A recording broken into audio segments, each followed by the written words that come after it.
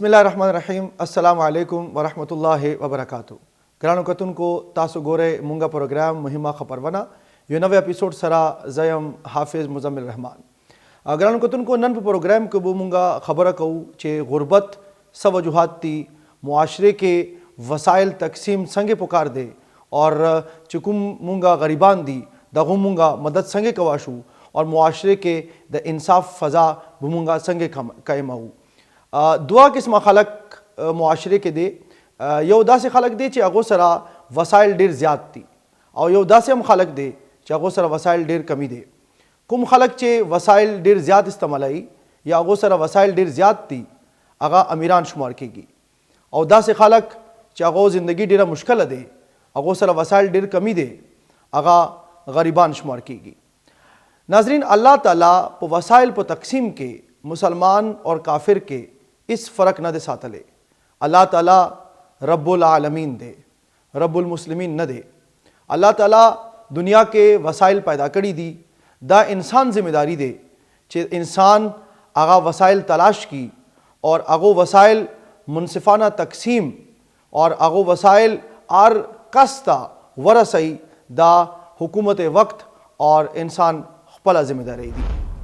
दा गुरबत मुआशरे के वले दे दा गुरबत वो मुआशरे ना मुंगा संगे कमाऊ मुंगा च ज़िम्मेदारी दी दे दे परा मुंगा दा रिपोर्ट वगुराई।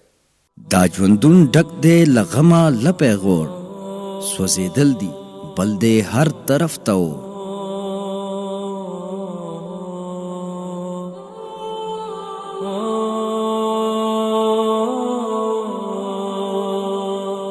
صدر دونه دی سلګي او فریادونه ارمانونه دی پزړونو کی هر لور والد صاحب چې کله دی و نو لوبه به د کولی لوبه هم به کولی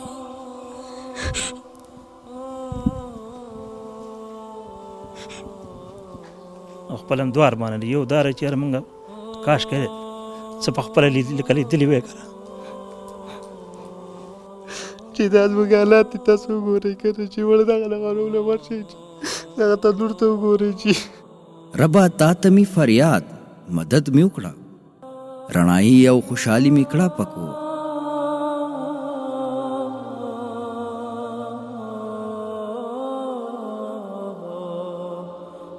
هر ازمیخت او سزا راته معافي کړه درد سایل کړه او زړه ته شا ټکو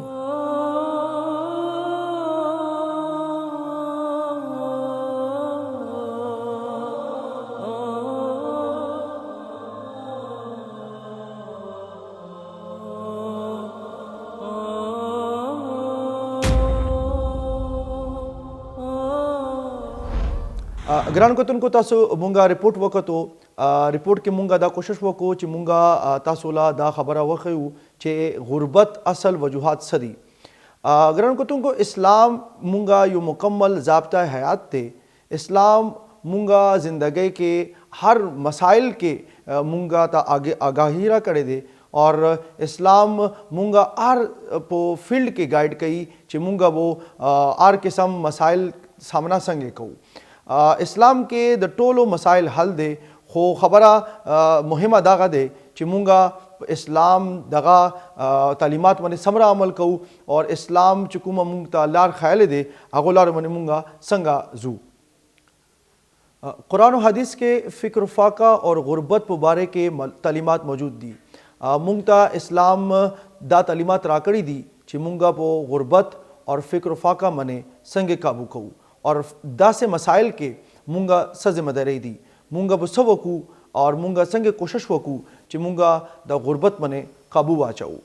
रसूलुल्लाह सल्लल्लाहु अलैहि वसल्लम इवा दुआ दे अल्लाहुम्मा इन्नी अऊज़ु बिका मिनल कुफ्रि वल फ़क्रि चे अल्लाह मुंगा कुफर नाम बाचका और मुंगा गुरबत नाम बाचका ज़का चे गुरबत दा तासो इखलाक मने हाँ असर की दी और दा तासो अकायद हम मुतासिर कई और रसूलुल्लाह सल्लल्लाहु अलैहि वसल्लम सहाबा तदा तालीमात वर्कवलु चितासो खपल लास सरा कार कवई खपल मेहनत कवई ज़का चितासो मुआशरे के चे मेहनत कवई तासो खपल लास सरा कार कवई और मुआशरे के वो वसाइल इस्तेमाल राजी और वसाइल चिता से मुआशरे के इस्तेमाल अवे गुरबत वो कम की। इस्लाम के गुरबत د کمۍ دپاره یو نظام موجود دی. قرآن مجید کې الله تعالی وایي چې کوم خلک چې دوزخ ته لاړ شي جنت والا به هغو نه سوال کوي چې ما سلککم فی سقر، تاسو دلته څنګه راغلی؟ قالو هغه به وایي لم نکو من المصلین، مونږ لمونځونه نه کولو، ولم نکو نطعم المسکین، مونږ مسکینانو او غریبانو ته روټۍ نه ورکوله. ګرانو کتونکو دا دومره مهمه خبره دی چې دوزخ والا دوزخ کې به هغو ته دا خبره یاد آئی چې د غریبانو اور مسکینانو ته اور چې کوم داسې خلک دي چې هغو ته روټۍ نه ملویږي د هغو ته روټۍ نه ورکوي اور دغې ګناه د وجه نه الله تعالی هغه دوزخ ته وایستولو. دا اسلام یو ډېر اهم تعلیم دی چې مونږ سره چې کوم وسایل دي هغه وسایل منصفانه تقسیم په معاشره کې وشي اور اسلام دغه دپاره یو خپل نظام قایم کړی دی.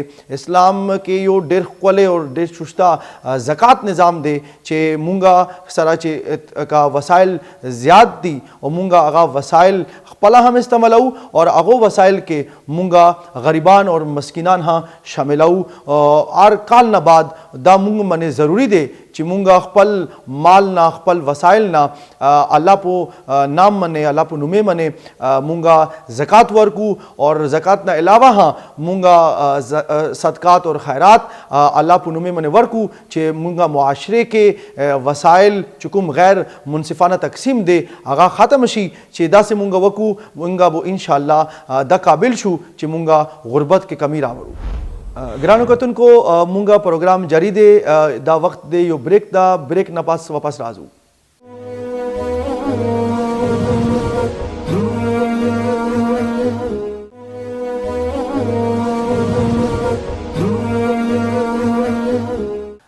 ویلکم بیک. ګرانو کتونکو بریک نه مخکې مونږه خبره کوله غربت او افلاس باندې. مونږ سره ټلیفون لاین باندې موجود دی مولانا مفتی عبدالولی خان صاحب.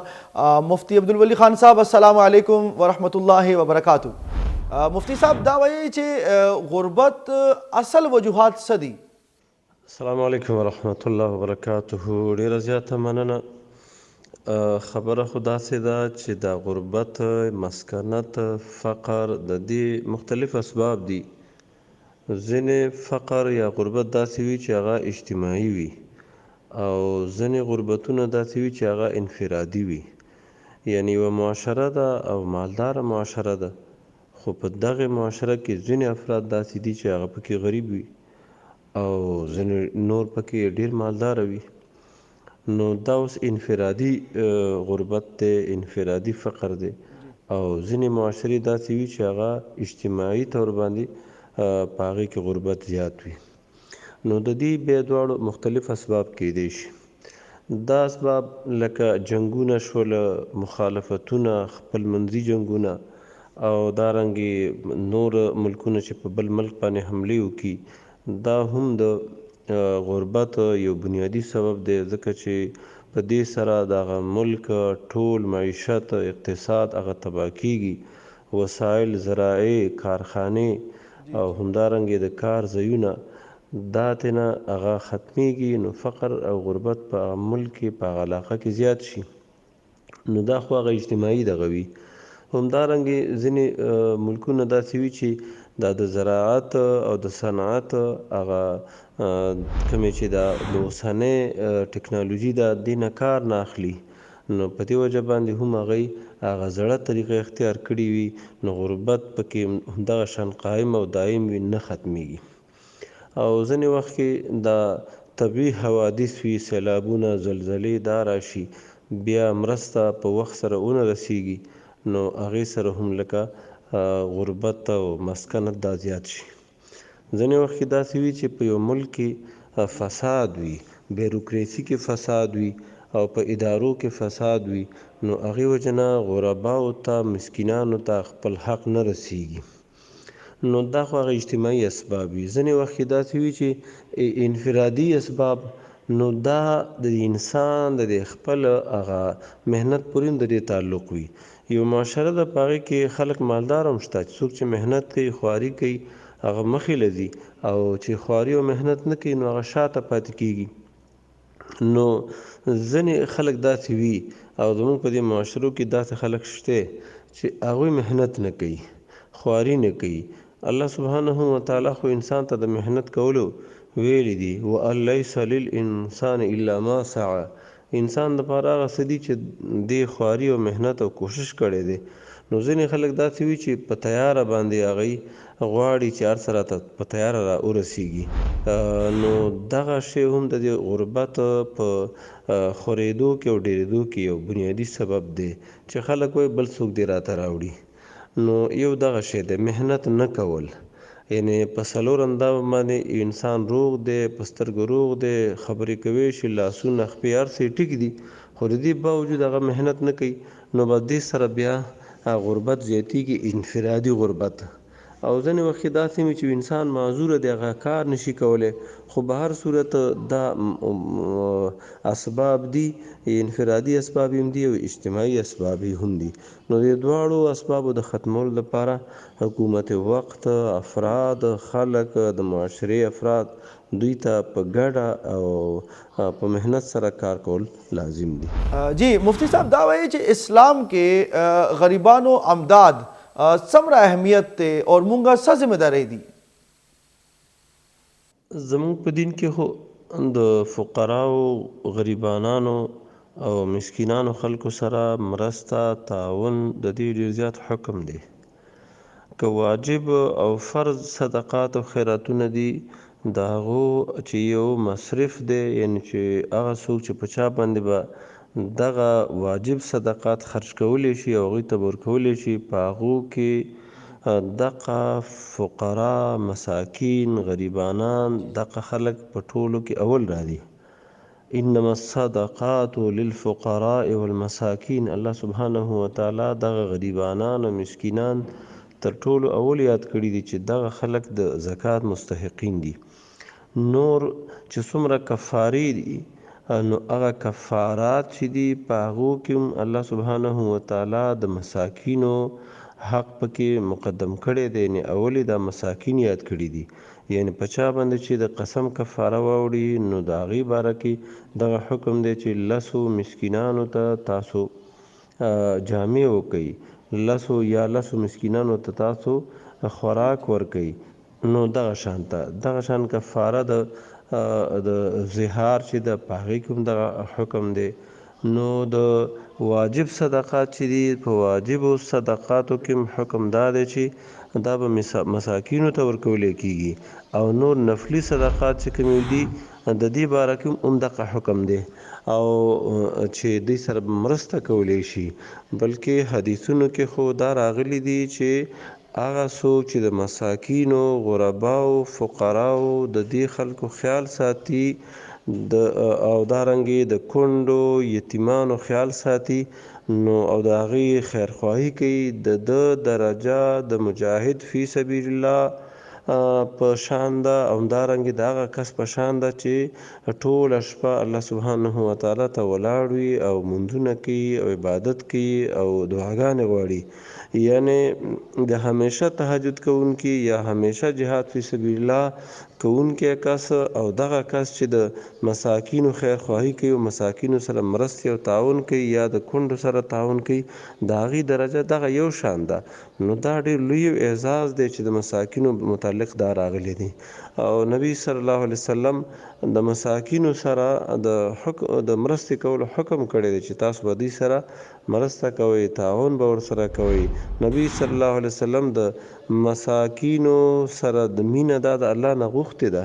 نو دې وجې نه دوی سره تعاون چې کومې ده دا ډېر زیات ضروري دی، او په دې سره د انسان دنیوي او اخروي سعادت دا ورته حاصلیږي، او الله سبحانه وتعالی د انسان هغه حاجات پوره کوي کله چې دی د یو غریب مسلمان، غریب انسان مرسته او تعاون کوي. نو زموږ په دین کې د دې ډېر زیات اهمیت دی چې دغه کسان به تاسو دغه شانته نه پرېږدئ، بې مدده به یې نه پرېږدئ. بلکې حدیث کې خو دا راځي چې هغه کس مؤمن نه دی چې دی په مړه خېټه باندې اوده کېږي او خواته ګاونډی دی هغه وږی دی. نو دومره لوی یو مسله ده، یعنې چې د ایمان نفي راځي په دې حالت باندې. نو دې وجه نه د مساکینو سره غرباو سره مرسته او تعاون دا ډیر زیات یعنې اهم حکم دی. الله سبحانه وتعالی په قرآن مجید کې په ګڼو آیاتونو کې د دوی سره د مرستې د مال د مرستې حکم کړی دی. مثلا الله سبحانه وتعالی قرآن مجید کې فرمایي وآت ذا القربى حقه والمسكين وابن السبيل ولا تبذر تبذيرا، او تاسو حق ورکړئ خپلو رشتہ دارانو ته، مسکین ته، مسافر ته، او اسراف مکوئ، فضول خرچی مکوئ. نو دا حکم دی. جی مفتی صاحب دا وایي چې آیا غربت یو وجہ د معاشرے کې غیر منصفانه وسایل تقسیم دی چې د سره غربت پیدا کیږي اور بے افلاس پیدا کیږي؟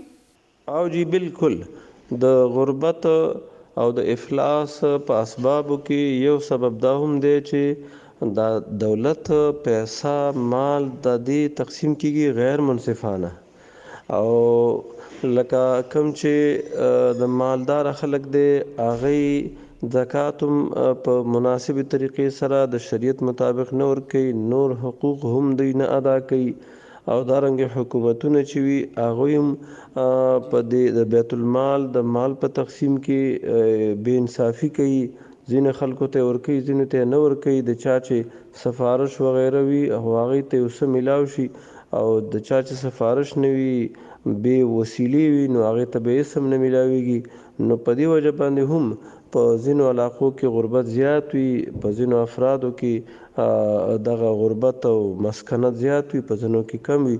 نو دا شی هم شته، دا هم په هغه بنیادي اسبابو د غربت کې یو سبب دی، او دې باره کې حکومتونه او معاشرې او د دې هغه چیده افراد چې دي دوی له سوچ پکار دی چې دا غربت په دې طریقې سره هم زیاتیږي، لہذا د دې بې انصافۍ نه به ځان ساتلی شي.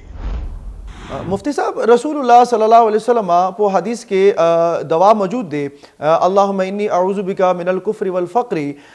دا فقر چې دی د غربت چې دی دغه مونږه اخلاق او عقاید باندې څه اثر پرويزي؟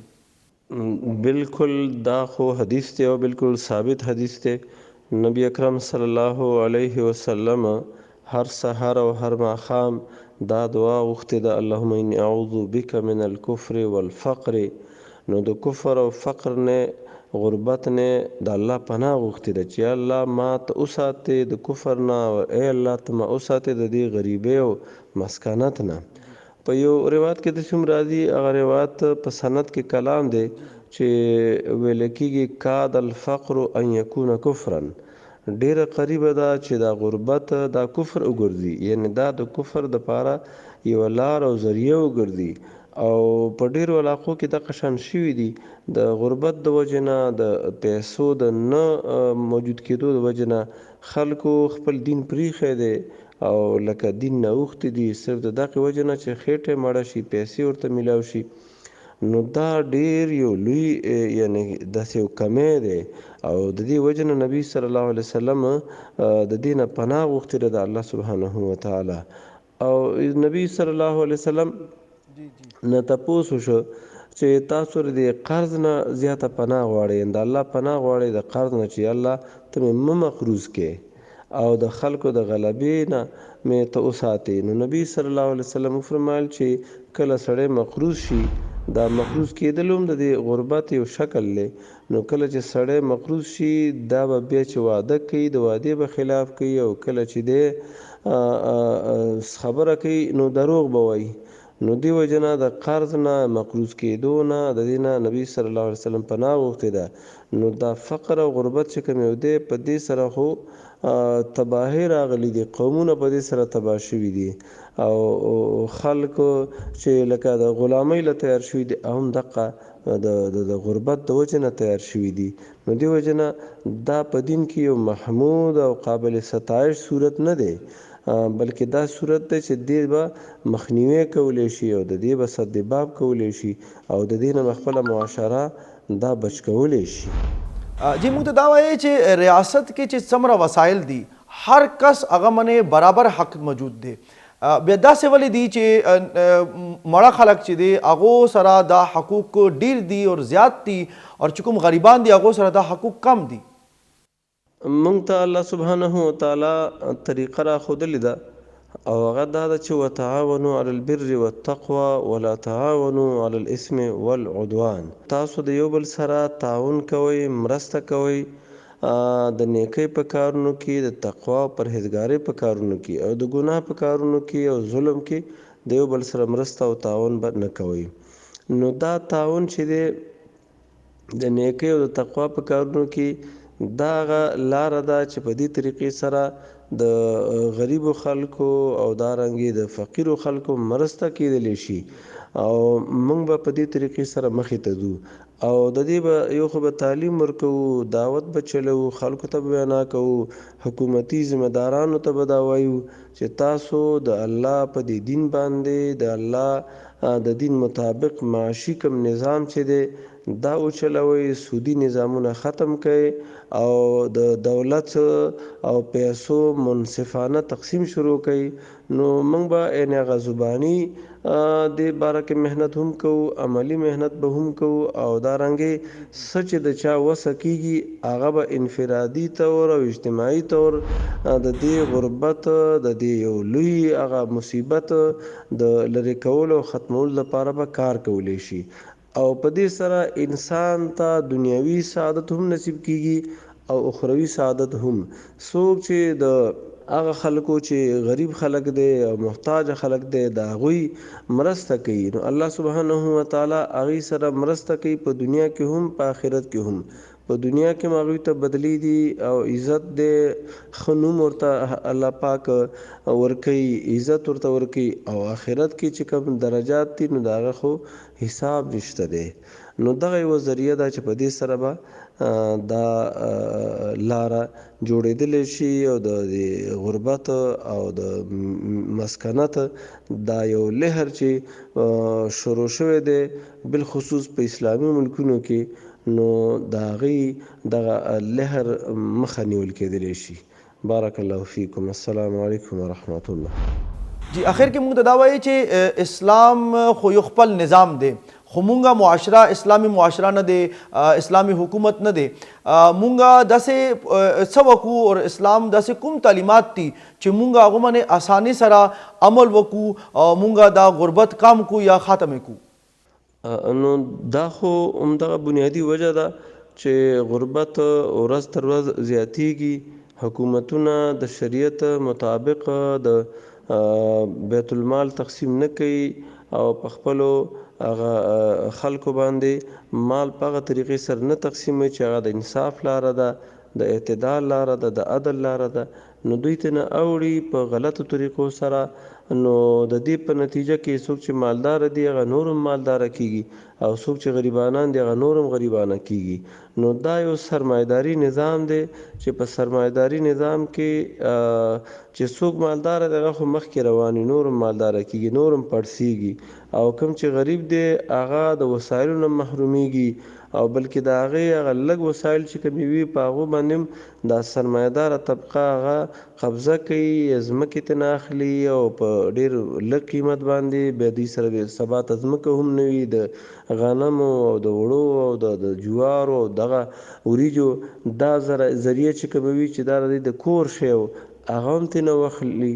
نو په دې طریقې سره غربت سوا کیږي. نو حکومتونه دا بې انصافي کوي، دا عموما دا چل کیږي او بل طرف ته بیا کمونیزم دی نو هغې کې بیا لکه و چې هر څه به یو برابر تقسیمیږي او ذاتي ملکیت چې وي هغې نه هم خلک محروموي. نو هغه هم د فطرت خلاف څیز دی.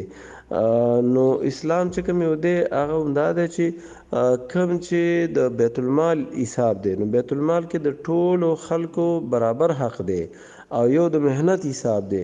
نو مهنت چې څوک څومره کوي هغه حساب سره به هغه ته صله میلاویږي او کوم چې د بیت المال کې پروت مال دی خزانه ده د حکومت، نو د حکومت په خزانه کې د ټولو افرادو هغه که قابل دی غیر قابل دی، نیک دی که بد دی، عالم دی که غیر عالم دی، پړه لیکه دی او که هغه بالکل جاهل دی، د ټولو پکې یو شان برابر حق دی او حکومتونو ته پکار دی چې دې شي ته توجه وکړي. ګنې دا غلاګانې او ډاکې او فسادونه چې جوړ دي او روان دي د هغو یو بنیادي وجه همدغه غیر منصفانه تقسیم دی. ګرانو کتونکو دن په پروګرام کې مونږه دا کوشش وکړو چې مونږه غربت او افلاس باندې خبر وکړو او مونږه دا معلوم کو چې غربت او افلاس حقیقی وجوهات څه دي اور بحیثیت مسلمان مونږه ذمہ داری څه دي، اسلام تعلیمات څه دي. هر شی ذمہ داری حکومت نه دی، مونږه بحیثیت مسلمان خپل هم ذمہ داری دی چې مونږه خپل غریبانو خیال وساتو، مونږه زکات یو نظام قائم کو او صدقات او خیرات عام کو. د دغه حواله سره تاسو د پیغام ټي وي مټه جوړې شئ او مرسته وکړئ. الله په امان.